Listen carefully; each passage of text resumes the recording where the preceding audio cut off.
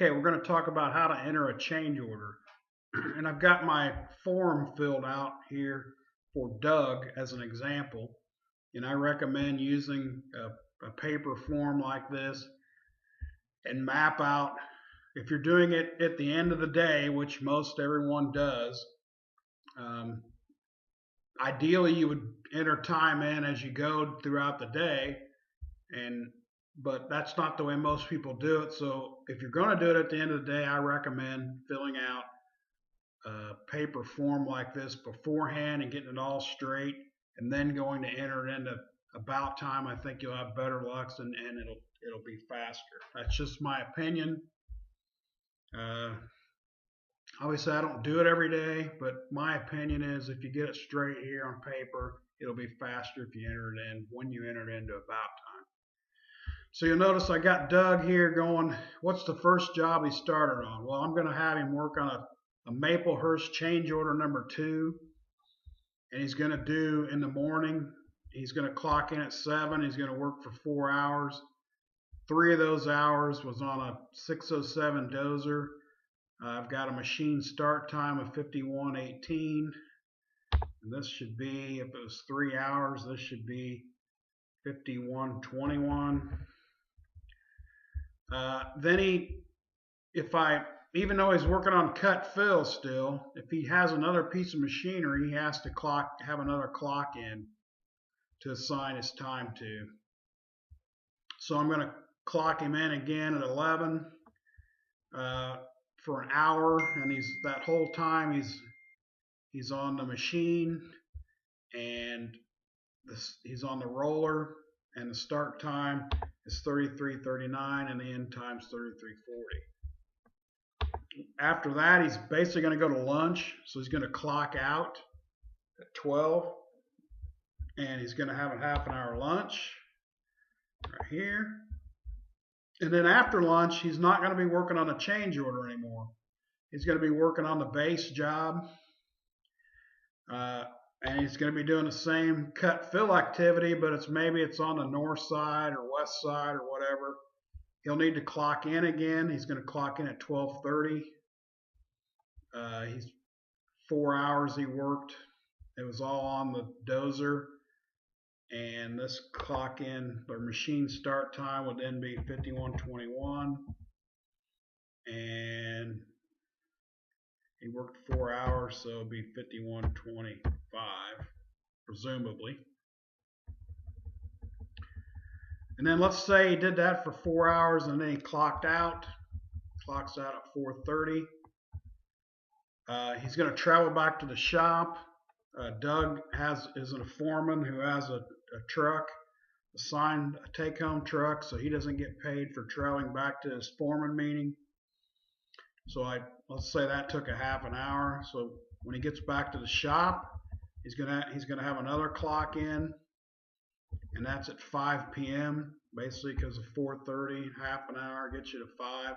Let's say it lasts an hour, and then he clocks out. Okay, so what I'm going to do is I'm going to get into about time now, and I'm going to start entering in these clock in and clock outs, and I'm going to work my way down this column here. So I got to put in my 4-digit PIN number. I'm going to hit clock in. It's Doug that I'm looking to clock in. I'm going to hit clock in. It's asked me if I want to change location. The answer is yes. You always want to answer yes. If you don't answer yes, it will give you whatever the default location tasks are, and that's not what you want. So in this case, I'm going to be going to Maplehurst, and you can also search for Maplehurst. And you got to know which Maplehurst you're looking at. In this case, it's 14047, and you always want to hit the blue arrow, because this is what they call parent job, and the blue arrow means there are parent children items underneath it. So you pick the blue arrow, and you'll notice that at the bottom of this list is the main job, and above it are the change orders.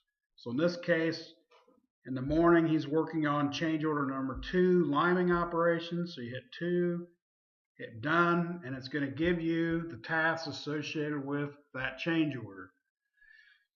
Um, Sometimes on a change order, there aren't the plethora of tasks, and sometimes they're pinned down pretty tight, and it may not make sense for what you're doing. And if you're unsure, you should call and ask, hey, what task is this I'm working on, so you can pick the right one. Don't guess. Please don't guess. So in this case, you can only pick the one, so it's got to be this one. So I'm going to pick the cut fill. He was working on the 607 dozer.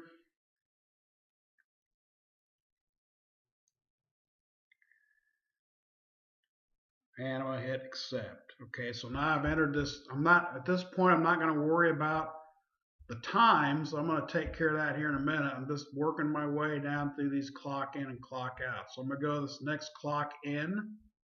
So I'm going to hit OK, clock in. Use select last, it'll pick Doug. Hit in, change location, yes.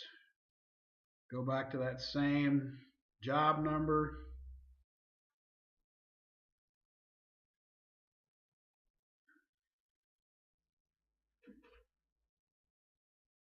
Pick the blue arrow.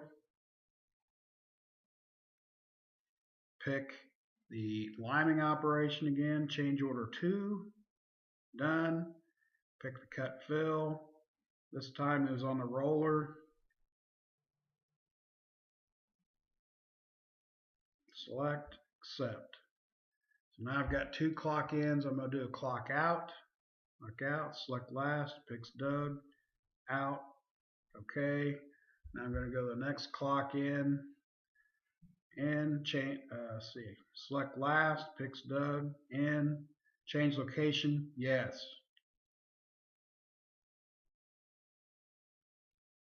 Go to Maplehurst.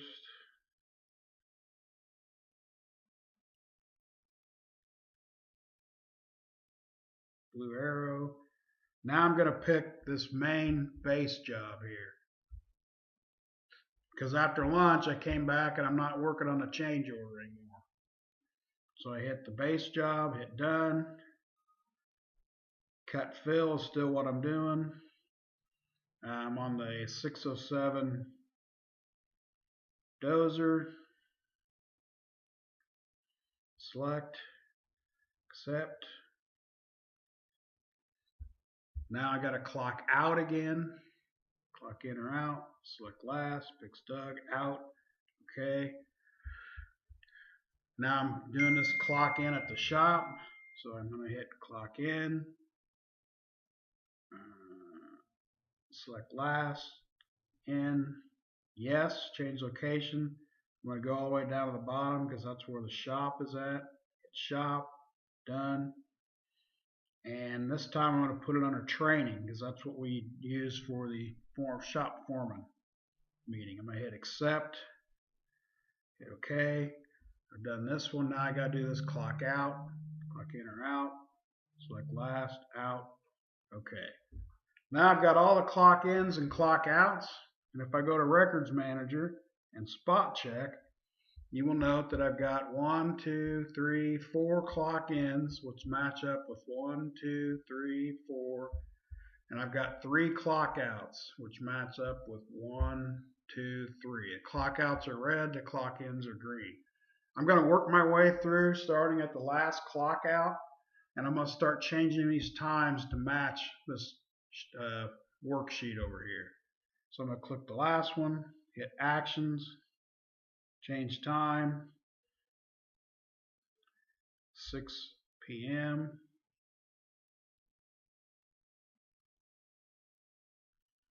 Select. You'll notice that it changed the clock out time. Select the next clock out up. Action. Change time. It was 4:30. 4:30. Select.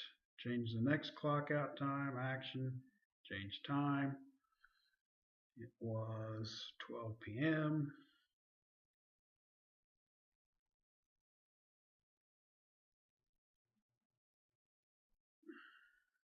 PM, not AM.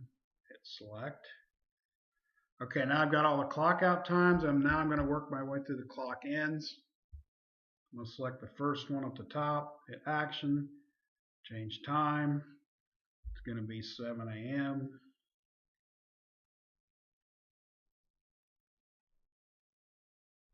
AM, select, pick the next one, action, change time, 11 a.m.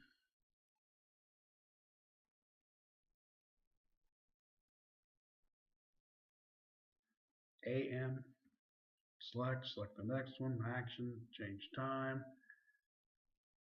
It is 12:30, so now I'm on this one right here.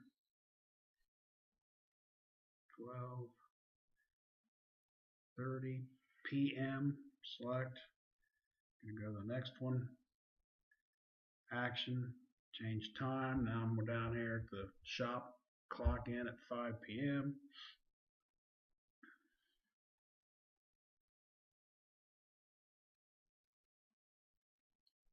Select. Okay, now I'm going to run through them real quick. 7, 11, 12, 12:30, 4:30, 5, and 6. So I'm good to go there. Now I need to walk through these and fix my unit times on my machines. So I'm going to select this first one, and at the same time I'm going to review them for accuracy. So I click the first one. It says Maplehurst change order 2, cut fill, dozer, and I only use the dozer for 3 hours. So I need to change my units here to say 3.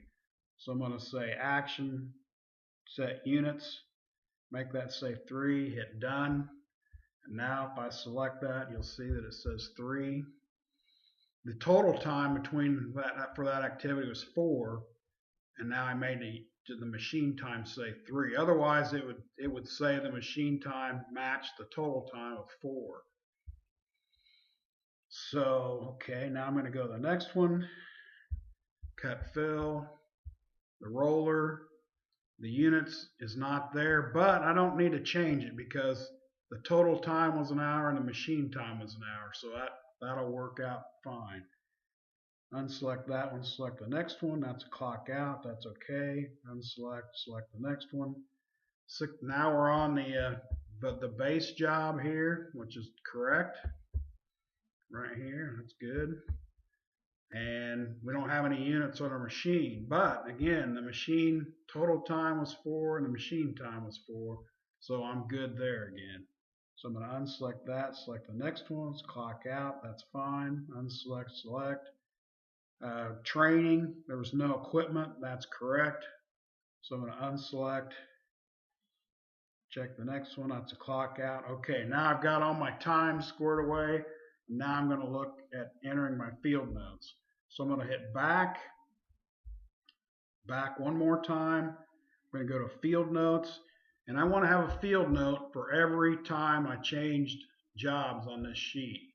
So my first field note is going to be for Maplehurst, change order 2. So I'm going to enter plus sign, hit text. I'm going to enter the date. I'm going to enter Maplehurst. And I'm going to put change order 2. And I must say that I graded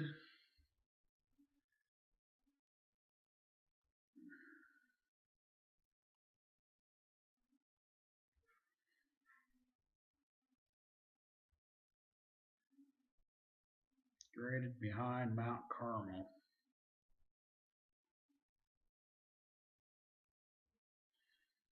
Line crew using the D6K. Start was 5118. End was 5121. And I'm going to hit return. I'm also going to say that used, or let's see, rolled subgrade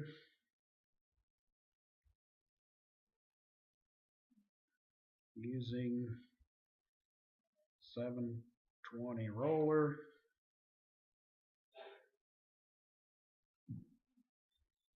start of 3339 and 3340. And that's really all I need to say on that first one. So I'm going to save this. I'm going to go hit another field note text. I'm going to add this for the base job.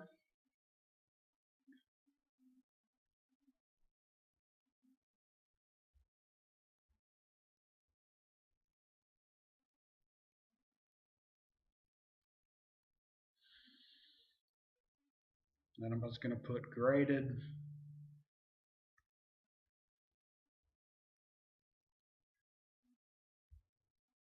north side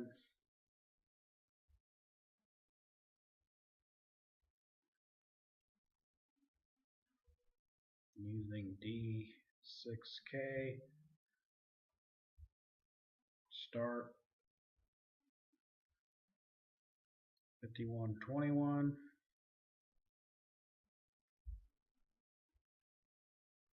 and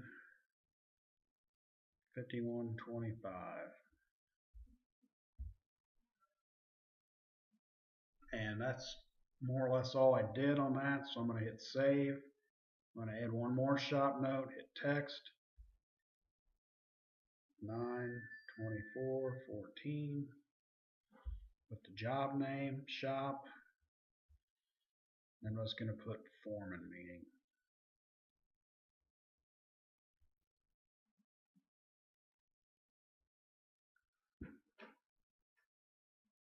Okay, so now you've got your 3 shop notes, you've got all your time entered. Now you can send it to the office. You just hit menu,